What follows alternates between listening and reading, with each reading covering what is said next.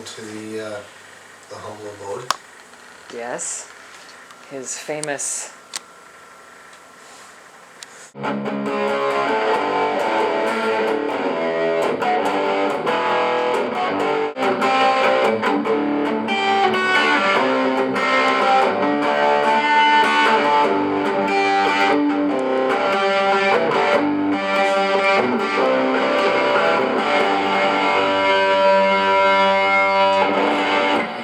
Thank you. Thank you. Thank you, Mitchell Peterson. How's it going? I'm feeling pretty good. Good. On my eve to Whitehorse. Yeah, wow, hey? I heard it snows up there. Just a little. 1 or 2 centimeters a year. Apparently. Some sub-zero temperatures. Yeah. And Northern Lights. Phenomenal. Looking forward to that.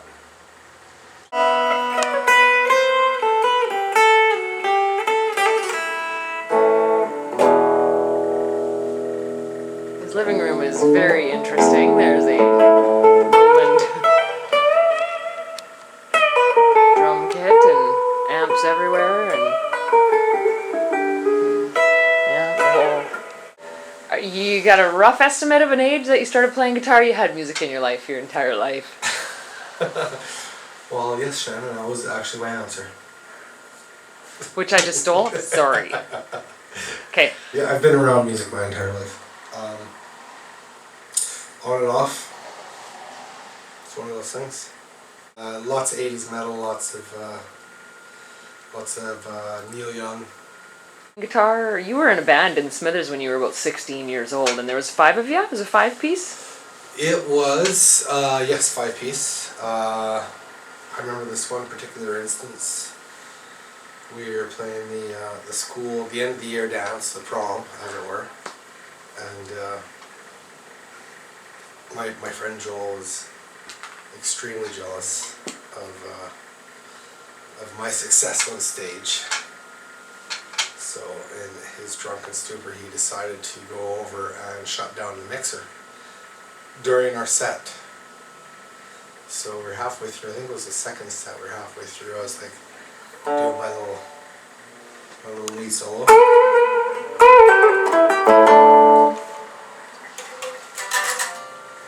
Oh my God. I seen him over there, he's laughing, and I'm like, oh, Joel, you bastard. So, as it turns out, we casually ceased the song.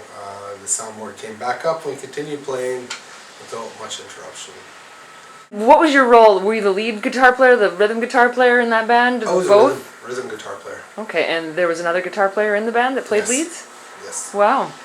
Because you're a pretty smoking lead player. Well, thank you very Were much. you at that time? You're welcome. No, I was more interested in rhythm. Yeah, okay. I like the chugging rhythms. I think my biggest influence at that time was James Hetfield. I hear you loud and clear. He influences my vocals a lot. Let's talk a bit about your songwriting. Is there anything leading up from those early days in Smithers and all the influences from back in the day and that band, that young band? Did they influence your songwriting like very directly, or is it more indirect and you built that later? Well, I think everything influences your songwriting. It's your ability to shine is where your growth comes in.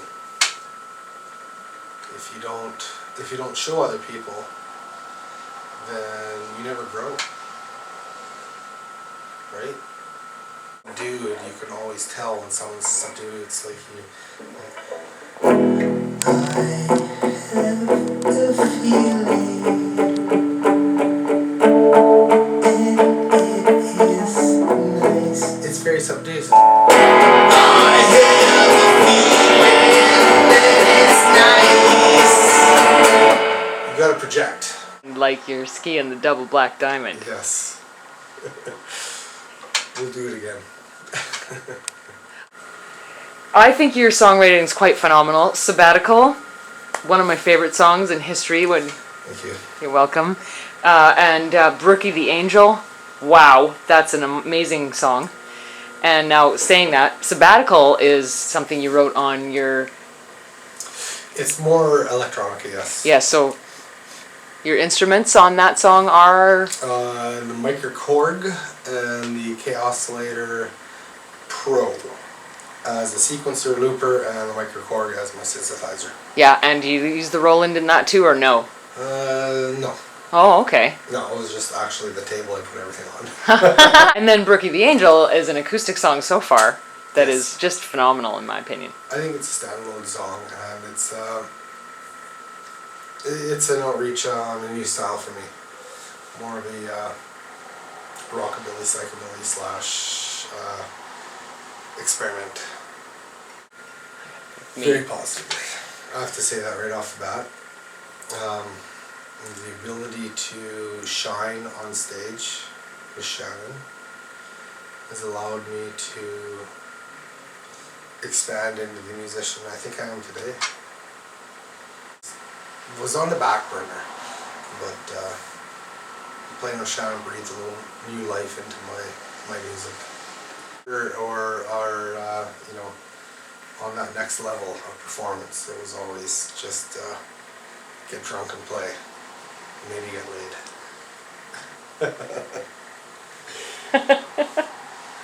It's about the music now. It's much more focused. You have a very honed skill as a songwriter, and you add a lot to my songs. The songs that we work on, I mean, nobody really has added as much as you have. Thank you. You're welcome. You don't give yourself enough credit. What is your favorite song then of mine to play that we played at the CD parties in 2013? Well, I had a lot of favorite songs. Of course, the title track on the new CD. Back here. My influences. What We Give. It's always a favorite of mine. Peace of Mind, I love. You Tell Me was the song that got me into the Shannon Matter Band. Really? How so? A mutual friend of ours, Joey, and also the drummer on some of these tracks, said he played with this Shannon girl, and he says he wants to show me some tracks. So I said, okay, send them to me. And he sent me a clip of Shannon doing You Tell Me, I think it was a Quinnell or Kiss the Ox. And I was just like, oh, that's a fucking kick-ass song. And after that, it's like, I'd like to meet that Shannon. So a few various meetings, we just kind of met and started collaborating a bit on Shannon's music.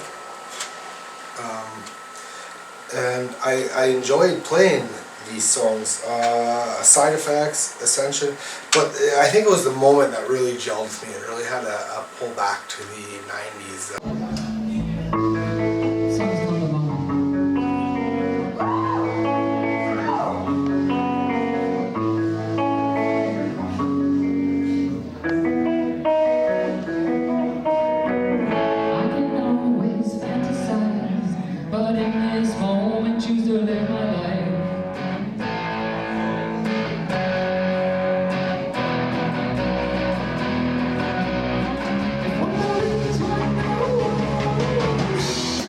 That genre of music that kind of was heavy and soft. I'll go back. Will you take me there? Back to the 90s. Quinnell I really truly enjoyed for the road trip and the companionship that we shared on the way up. It was nice in Lockdale Hall that we were able to play in our community and really rock out in the city. Although Quinnell just really seemed to have that road trip and that certain feel. Talk about working with Eddie long distance. It is a solid locomotive of the bass. So there was no real problems there. He knew the stuff. And when I showed up, I was like, thank God you're here, Eddie. Eddie's style? Foundation rock and roll, baby. He's very confident, well versed in all sorts of music, and he's very comfortable on stage, and he enjoys himself up there. So it's always a pleasure to play with someone like that you can rely on him. And when you're doing something, is that right? Alright, he's playing it.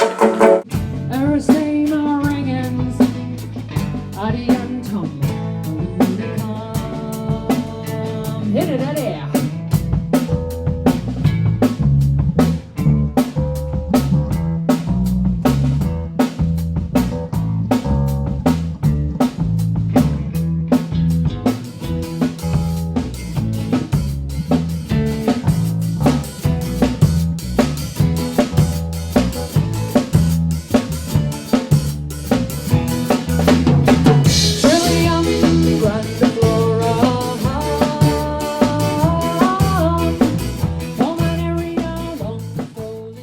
Did he teach you anything? He taught me how to handle Shannon. Eddie knows how to deal with people. He's been around bands. He knows that the horses get spooked. It happens, but he's a real even keel kind of guy. Yeah. So it was a real joy to have him around. He brought everybody back to earth. Mm-hmm. He was sitting there just doing his thing on the bass.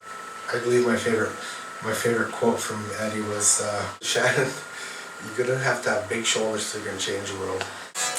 I'll never forget, about half an hour before we hit the stage, or an hour, we were backstage, and Joey said, Shannon, can we not do No Excuses? I don't want to do that song. I don't think we have it tight enough. And I said, no problem. Yeah, let's just not do it. Let's just have a good show. And he was like, oh!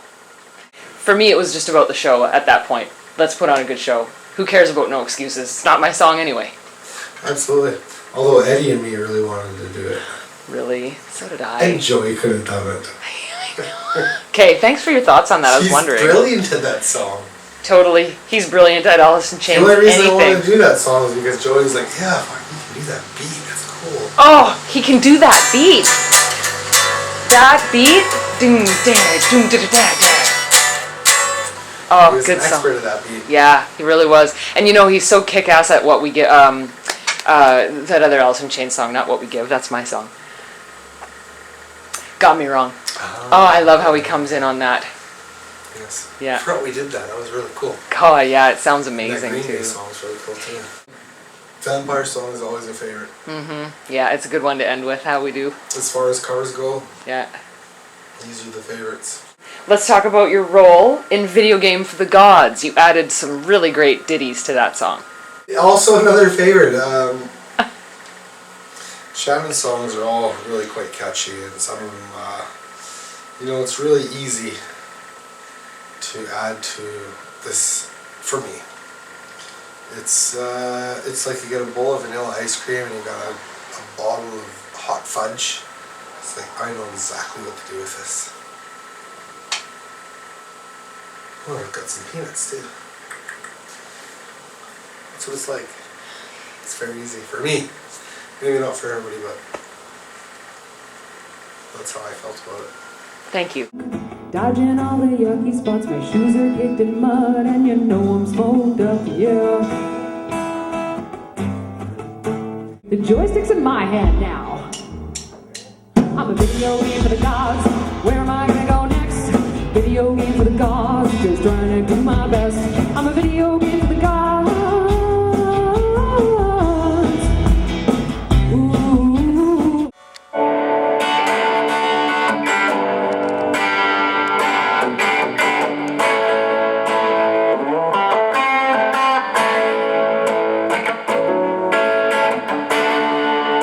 Let's talk about your role in Starseeds. You added a bass line that is now basically the signature bass line. I don't think it could be possibly recorded without it. I'll play it solo until you're back. Because how can I play it without it? Yeah, that was a really interesting song for me. Like I said before, a lot of Shannon's music, when it comes to me, it's like, music is multi-tractual. And Shannon's music comes to me in so many tracks. And then I hear the harmony tracks that go in there. And that song didn't have any bass in it, so it wasn't necessarily a harmony track, but it was definitely room to grow. And from the first time I heard it to the actual recording of the song was maybe five versions. It just, at first I heard what I wanted to hear, went through it a few times, made the different changes, and it was like breathing, that one for me. Quinnell's CD release party, we played that song, just you and Joey and I. You took Eddie's bass and played it. And afterwards, one of the spectators in the audience, a good friend of mine, Brian Curry, worked on my motorcycle when I had one. He said, "I just love it when guitar players play bass. They just go out in left field and they do something completely different than a bass player would." And so I think that he saw, and I see it too, a very creative take on the bass. It's a little bit more complex. It's not as simple. It's very full of feeling. Thank you. You're welcome. Thank you for saying. Good story, I thought. His feedback was really, really neat. I don't like to generalize myself as a guitar player. And now, let's move on to the two amazing new songs that we wrote the night of December 31st, 2013. So cool. On New Year's Eve, going into 2014, we wrote a song called Fabric of Space. You gonna crank that up or no?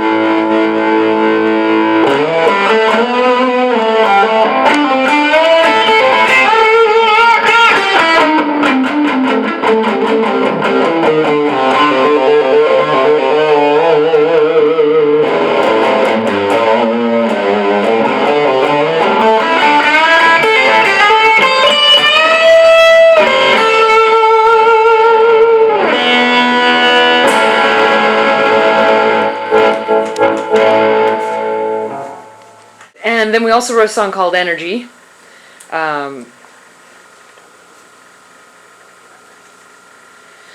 That song. Me and Shannon communicating behind the camera. Just so you all know the look.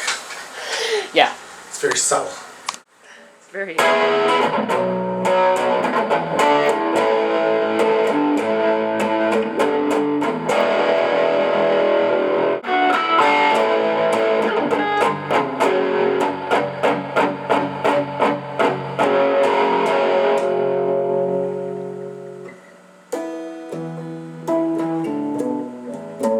How would you describe Energy and how would you describe Fabric of Space? Got any descriptions for the songs?